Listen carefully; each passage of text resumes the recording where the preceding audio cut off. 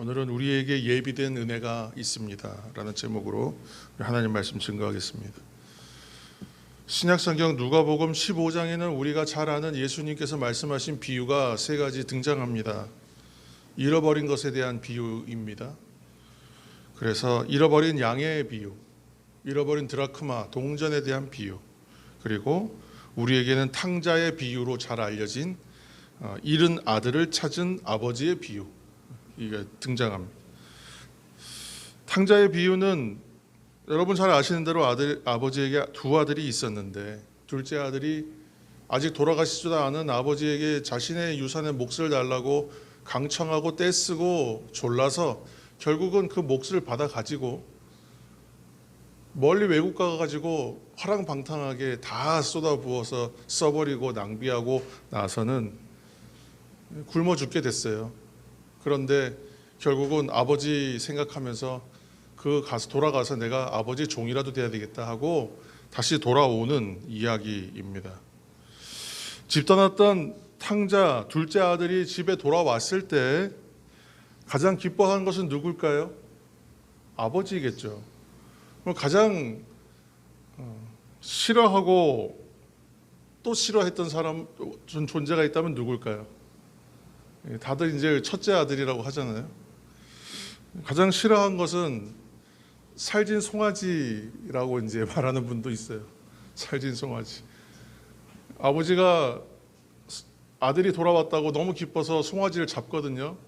가장 살찌고 좋은 것으로 잡습니다. 그래서 가장 살찌고 좋은 송아지가 가장 싫어했다는 얘기가 있어요. 우스갯소리지만 왜 오늘 이 말씀 드리냐 하면 성경을 우리가 지금 이렇게 우리가 바라보는 한 면으로 바라보면 그 말씀은 그렇게 우리에게 다가오고 우리에게 은혜를 주시겠지만 성경을 또 달리 다른 면으로 우리가 바라보게 되면 그것은 또 다른 시각에서 우리에게 주시는 은혜가 있다는 것입니다.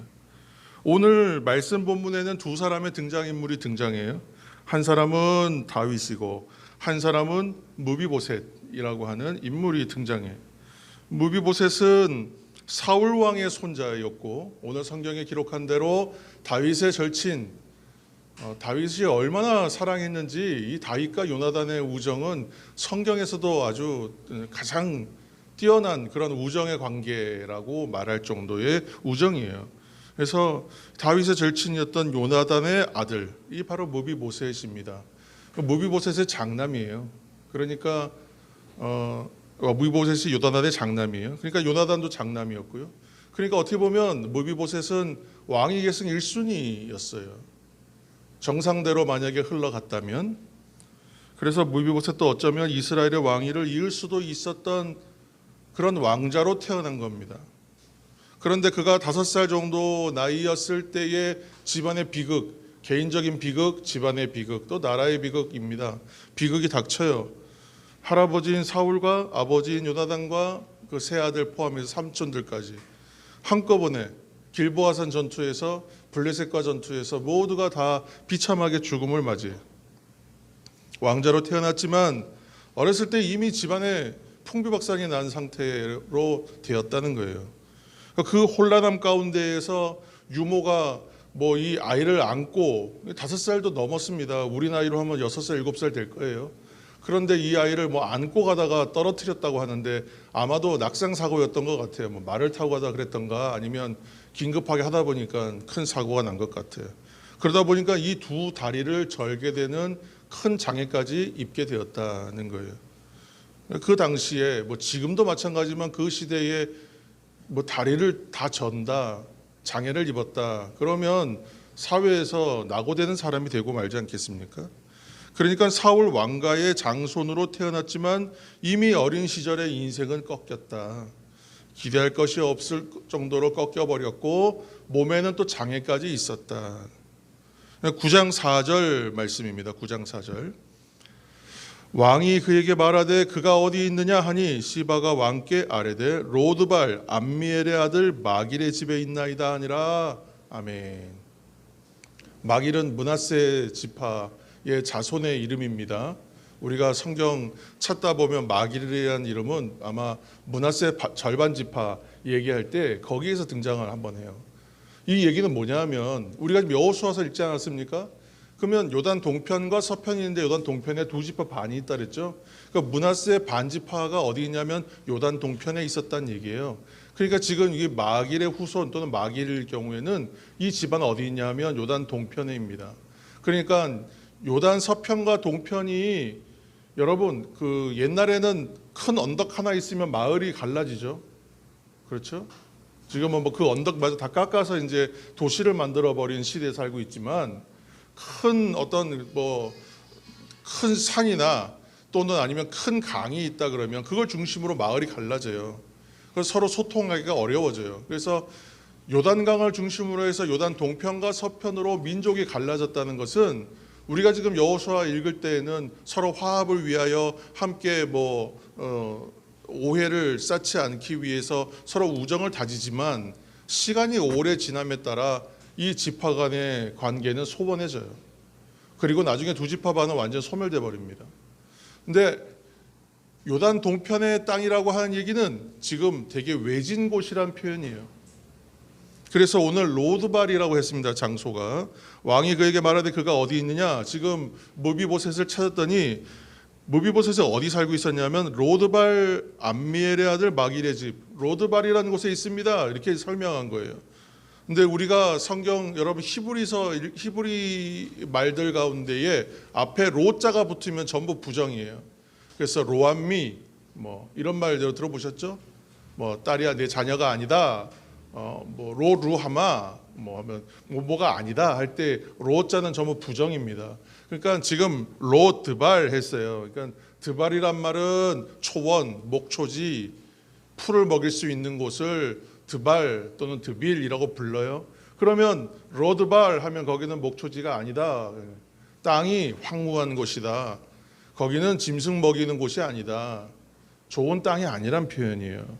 그러니까 로드발, 요단 동편, 로드발이라고 하는 것은 한적하다 못해 황폐한 곳이요 사람들 잘 가지 않는 곳.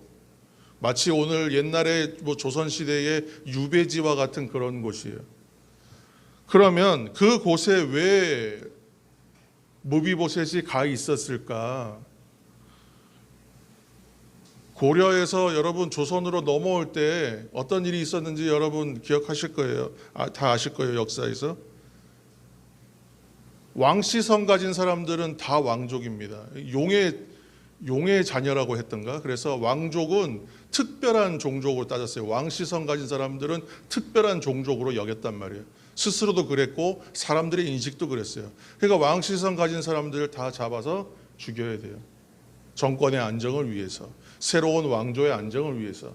그래서 너희들에게 저기 같이 모여서 살 수 있는 섬을 하나 내줄 테니까 다 모여라 그래가지고 다 모아가지고 수장시켜 버리지 않습니까?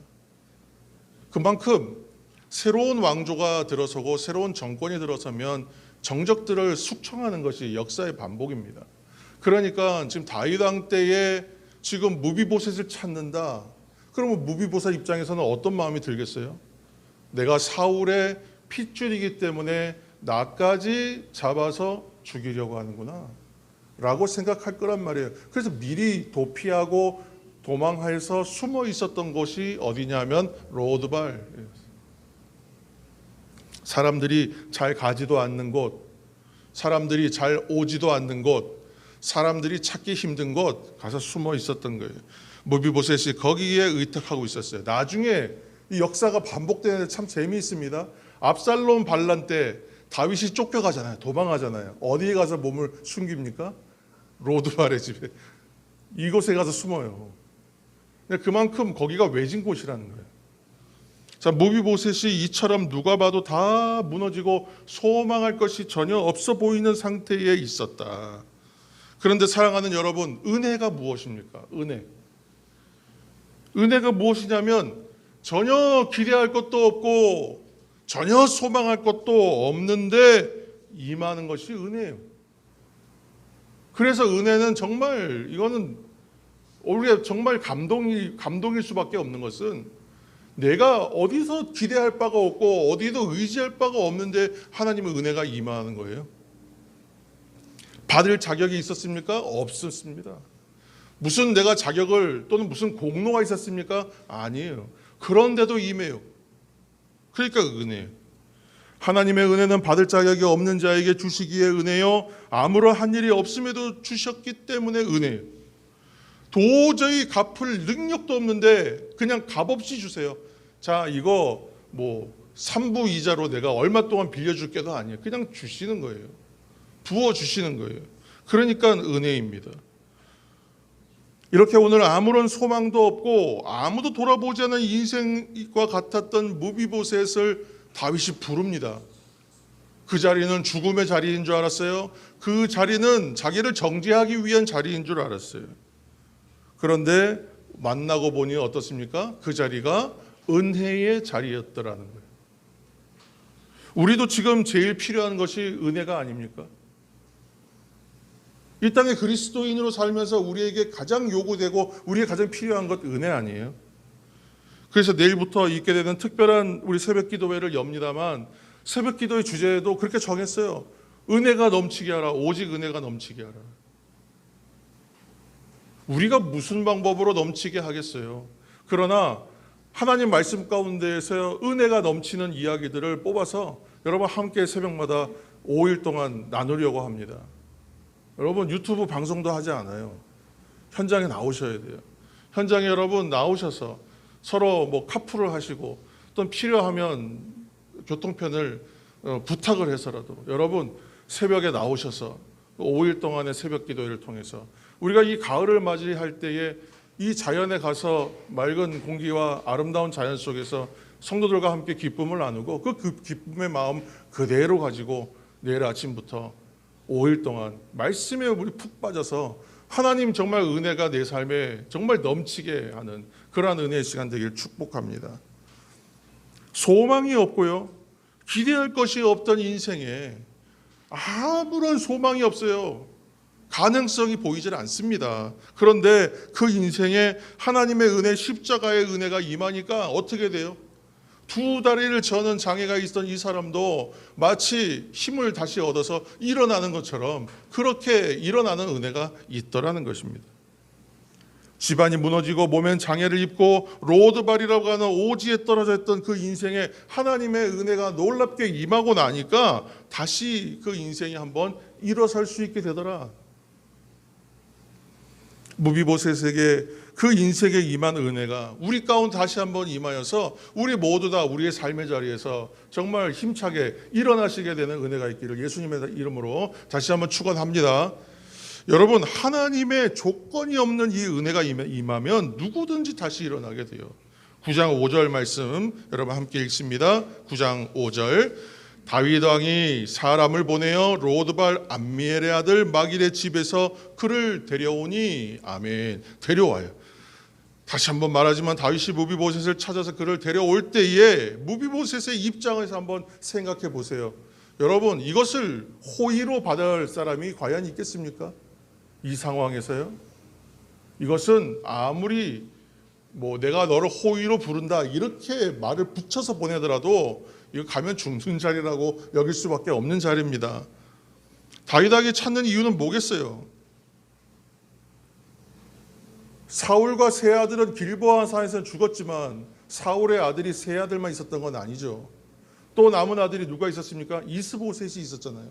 이스보셋이 끝까지 어떻게 했습니까? 자신이 사울 왕과 정통이라고 얘기하면서 다윗과 함께 왕권을 다퉜잖아요.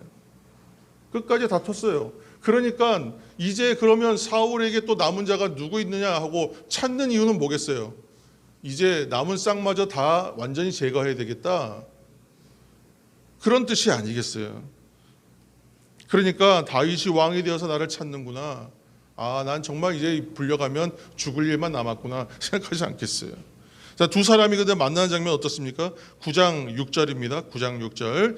사울의 손자 요나단의 아들 무비보셋이 다윗에게 나와 그 앞에 엎드려 절하매 다윗이 이르되 무비보셋이여 하니 그가 이르기를 보소서 당신의 종이니이다. 아멘. 바짝 엎드리는 거예요. 엎드려서 다윗의 부름에 대하여 네 당신의 종입니다. 이 장면이 눈에 선해요. 벌벌벌 떨었을 거예요. 쳐다보지도 못하고요. 그런데 다윗을 만나는 자리가 결코 불행의 자리여 죽음의 자리가 아니었다는 것입니다. 오히려 생명이요 복된 은혜의 자리였다는 거예요. 두려움 가운데 다윗에게 나와 있었던 무비보셋에게 다윗이 말합니다. 9장 7절 말씀이, 다윗이 그에게 이르되 무서워하지 말라. 내가 반드시 내 아버지 요나단으로 말미암아 내게 은총을 베풀리라. 내가 내 할아버지 사울의 모든 밭을 다 네게 도로 주겠고 또 너는 항상 내 상에서 떡을 먹을지니라 하니. 아멘. 놀라운 반전이, 무비보셋 인생의 가장 선명한 반전의 장면, 삶이 바뀌는 장면입니다. 오늘 첫 마디가 뭐였냐면요, 무서워하지 말라. 무서워하지 말라. 두려워하는 그에게 들리는 첫 번째의 이야기는 무서워하지 말라입니다. 할렐루야. 우리가 두려워할 수밖에 없어요. 인생을 만나면. 여러분, 오늘 하루, 내일 하루 어떤 일이 있겠습니까? 알지 못하거든요. 아이가 집을 이렇게 나서면, 학교 간다고 나서면 우리가 항상 하는 얘기는 한마디밖에 없어요. 조심해라. 차 조심해라. 뛰지 마라. 절대 뛰지 마라. 차 조심해라. 그리고 나가면 안전을 위해서, 평안을 위해서 기도해요.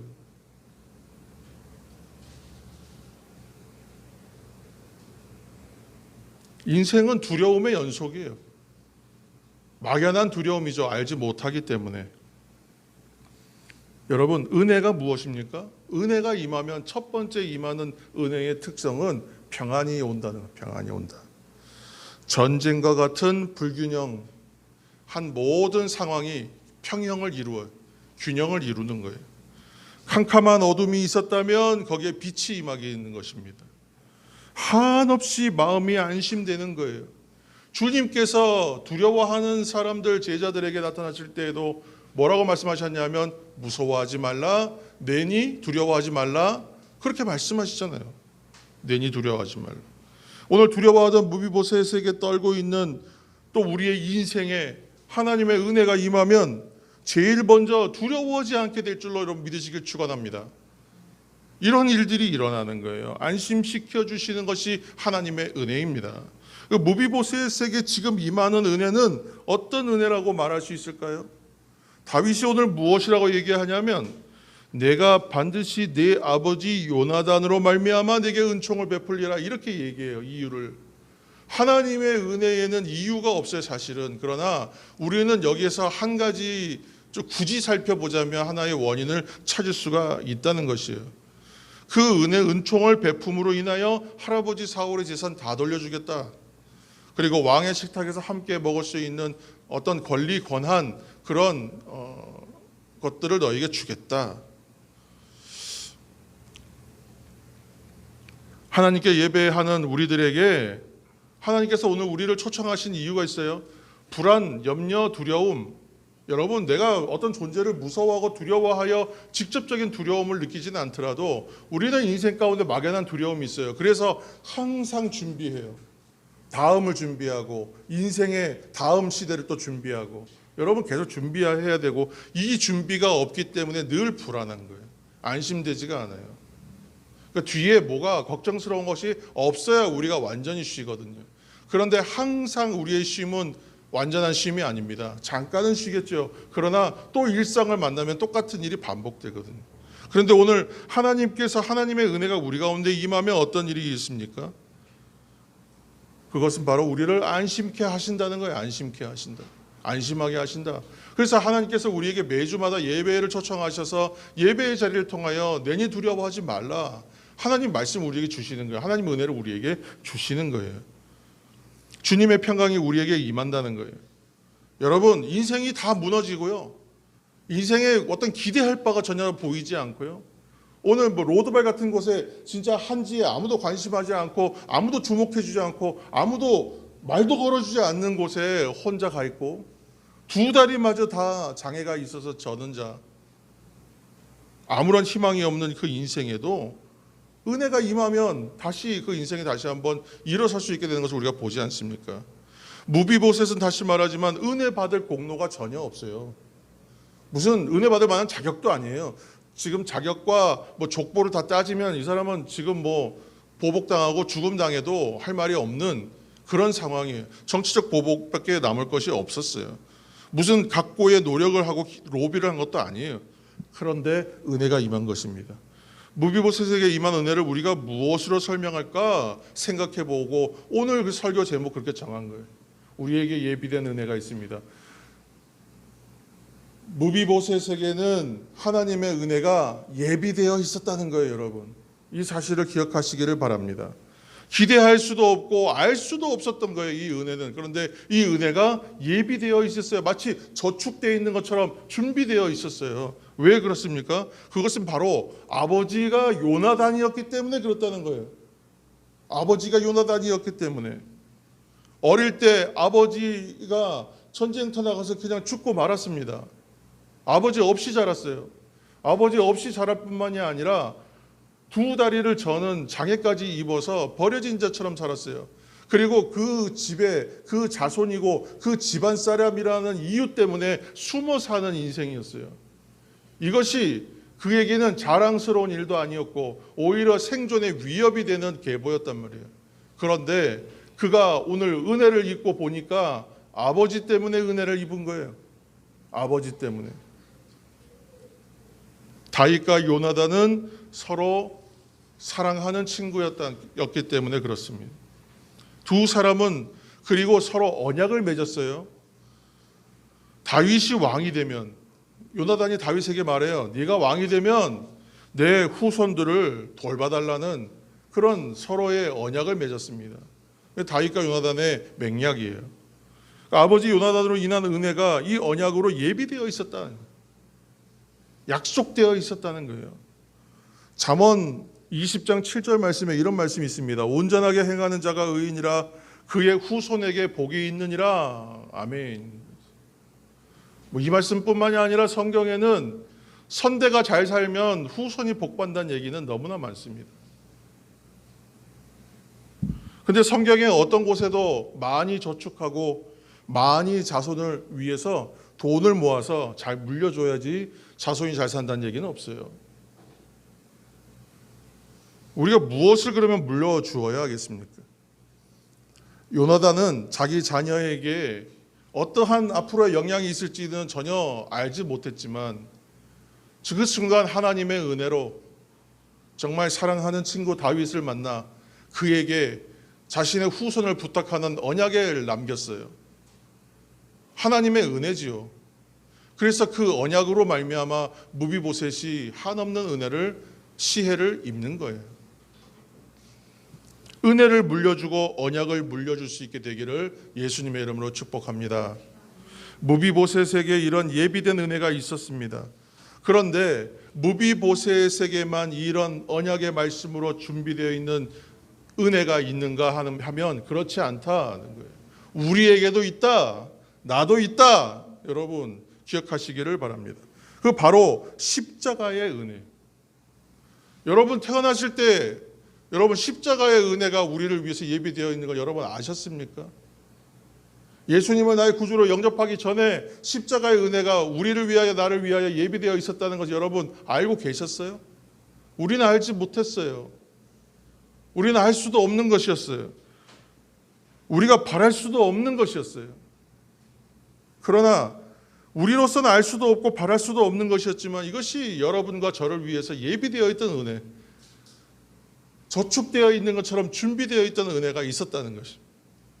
예수님을 우리가 알기 전부터 나를 위해서 피 흘리시고 나를 사랑하셔서 죄값을 다 치러주시고 이 놀라운 은혜를 예비해 두신 분이 계셨다는 거예요. 이 은혜를 우리는 은혜로 발견하고 은혜로 받고 은혜로 누리게 되는 것입니다. 그리고 그 예배 시간마다 어떤 하나님의 은혜의 장소에 갈 때마다 하나님께서 그 은혜를 다시 한번 기억할 수 있도록 우리에게 각성시켜 주시고 깨우쳐 주셔서 우리가 그 은혜를 다시 새롭게 발견하는 거예요. 나의 나됨이 나의 힘과 공로가 아니라 뭐 운이 좋아서도 아니라 하나님께서 예수님을 통해 주신 십자가의 은혜로 인하여 나를 건져주심으로 인하여 시작되었구나 알라는 것이죠. 그리고 믿음의 여정을 시작하게 하셨고 그 믿음의 여정 시작과 마지막을 함께 하신다고 말씀하여 주시고 또 동행하여 주신다. 우리가 지금 새벽 특세 기간 동안 잠시 건너뛰고 이제 다시 욥기를 읽겠지만 욥기 안에서 발견되는 은혜는 다른 은혜가 아니거든요. 하나님이 그 긴 고난의 고통의 시간 가운데에 욥에게 응답하지 않으셨지만 마지막 장면에서 발견되는 것은 그 욥을 하나님은 다 알고 계시고 지켜보셨고 함께 하셨다는 것을 알게 하세요. 고난과 극심한 통증과 혼자 있는 것 같은 시간, 이 로드발의 시간과 같은 인생의 시간들 가운데에도 하나님 지켜보셨고 떠나지 않으셨고 일하고 계셨고 나를 돌보고 계셨구나. 임마누엘 하셨구나. 동행하셨구나. God with us. 하나님 나와 우리와 함께 하셨구나. 깨닫게 하시는 것이 하나님의 은혜입니다. 이 은혜로 기억하시고 이 예비된 은혜가 그 은혜가 우리에게 있다는 것을 여러분 기억하시면서 은혜로 일어나는 믿음의 종 되기를 축원합니다. 우리 마지막 8절 말씀입니다. 8절 그가 절하여 이르되 이 종이 무엇이기에 왕께서 죽은 개 같은 나를 돌아보시나이까 하니라. 아멘. 아주 그냥 좀 극렬하고 좀 그런 강한 표현이 있습니다. 죽은 개 같은 나 그랬어요. 그런데 사실은 이거 좀 더 적극적으로 써놓은 표현인데 말을 좀 순화시켜 놓은 거예요. 죽은 개 같은 나잖아요. 지금 나라고 했잖아요. 나에 초점이 있는 거예요. 이렇게 써놓으면. 그런데 나에게 초점이 있지 않아요. 원문을 보면 나는 죽은 개입니다. 이렇게 말한 거예요. 더 낮춘 거예요, 사실은. 그러니까 지금 그 앞에서 처음에는 두려워서 엎드렸을 때에 만약에 이 말을 했다면 좀 다른 표현이 됐겠지만 지금 생각지도 못하고 기대할 수도 없었던 놀라운 은혜를 그가 받고 보니 그 앞에서 어떻게 표현하게 되냐면 나는 죽은 개와 같은 자입니다 라고 말하게 되더라는 거예요. 하나님의 은혜를 진짜 만나고 나니까 은혜 앞에서 그냥 겸손해져 버리는 거예요. 은혜를 만난 태도는 겸손이더라. 내가 겸손함으로 은혜를 받겠다고요? 그게 아니라 세상에 겸손하고 겸양 있는 분은 너무 많습니다. 은혜의 조건이 아니라는 거예요. 그 어떤 것도. 내가 경건하게 사는 모양으로 경건의 모양으로 우리가 은혜를 받겠다고 그거 아니라고요. 은혜를 받으니 경건해지는 것이죠. 은혜 때문에 경건의 삶을 사는 것이죠. 자꾸 뭐가 바뀌었어요. 그것을 자꾸 우리는 회복해야 될 줄로 믿습니다. 은혜를 만난 태도는요, 겸손하더라. 나는 아무것도 아닙니다. 나는 죽은 개와 같습니다. 그런 겸손한 위에 하나님의 능력과 은혜가 보인다. 능력과 은혜가 임하니까 겸손의 모양이 나온다. 사랑하는 여러분, 마지막으로 무비보셋이 은혜를 받은 것은 다윗을 통해서 은혜를 받은 것입니다. 그렇죠? 우리 9장 1절 마지막으로 읽고 제가 말씀 결론하겠습니다. 9장 1절입니다. 다 같이 읽겠습니다. 9장 1절 다윗이 이르되 사울의 집에 아직도 남은 사람이 있느냐? 내가 요나단으로 말미암아 그 사람에게 은총을 베풀리라 하니라. 아멘. 먼저 은혜 받은 사람이 있더라는 거예요, 여러분. 무비보셋에 준비된 은혜를 베풀기 위하여 하나님께서 쓰시는 방법은 그 이전에 맹약과 언약을 통해서 그 일들을 이루시는 것이지만 준비된 자가 있더라. 은혜를 먼저 받은 사람이 있더라. 다윗입니다. 은혜를 먼저 받은 사람, 은혜를 먼저 누린 사람이 은혜를 베풀 수 있어요. 여기서는 은혜를 베푸시는 건 하나님이에요. 그런데 왜 은혜를 베푼다 말하느냐? 우리는 이 표현을 유통한다라고 그랬어요. 흘려보낸다. 은혜를 받은 사람만이 은혜를 흘려보낼 수 있어요. 은혜를 받고 은혜의 속성을 온전히 누린 사람만이 은혜를 흘려보낼 수가 있어요. 그렇지 않으면 은혜를 붙잡아요. 은혜를 붙잡고 놓지를 않는다고. 은혜를 흘려보내야죠. 그래서 은혜의 통로가 될 때에 복은 더 넘치게 되는 줄로 믿으시길 바랍니다. 다윗은 은혜를 받았습니다. 그리고 이제 자신을 통해 그 은혜를 흘러가게 하고 있는 이야기가 오늘 이야기입니다. 우리는 은혜 없이 살 수는 없습니다. 저는 우리 교회 전체 은혜가 임하고 은혜 때문에 오늘 부끄러움과 수치가 변하여 영광이 되는 그러한 은혜가 우리 가운데도 충만하게 임하게 되기를 축원합니다. 은혜로 다시 언제나 일어서게 되는 교회와 성도의 가정이 다 되시기를 예수님의 이름으로 축원합니다. 기도하겠습니다.